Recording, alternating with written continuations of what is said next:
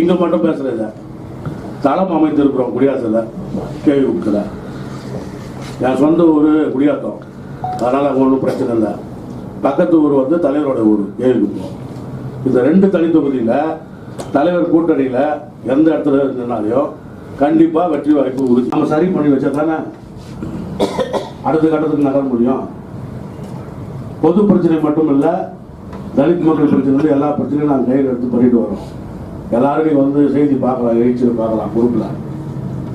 உண்மையா இல்லையா? எத்தனை மாவட்டம் வந்து நம்ம வந்து ஒழுங்காக செய்கிறோம்? 100% நான் கூட செய்யலை. ஆனால் முடிஞ்ச அளவுக்கு தலைவருடைய கண்ணாசிவிலே செய்கிறோம். இந்த நிகழ்ச்சிக்கு வந்து 3 நாள் தான் செய்தி அனுப்புகிறோம், தகவல் சொல்கிறோம். மாவட்ட நிர்வாகிகள் மாநில நிர்வாகிகள் குறைவாக வராங்க. அது தலைவர் தான் கண்டிக்கணும்.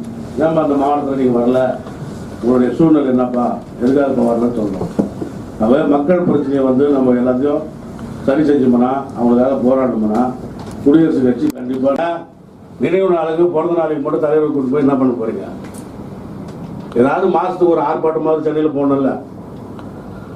நீங்க கூப்பிட்டா நாங்கள் வேலூர்ந்து வந்து கலந்துக்கிறோம்னு சொல்லியிருக்கிறோம். இது 2வது குடும்பம் 3வது குடும்பம் நான் சொல்றது. ஒன்று சென்னையில் வந்து நிறைய வந்து தலைவர் வந்து புத்துணர்வு பேரில் அடிக்கடிக்கு தலைவர் சொன்னார்னா அங்கே ஆர்ப்பாட்டம் போராட்டம் நடத்திட்டு இருப்போம். இப்போ சென்னையில் வந்து போராட்டமே இல்லையே.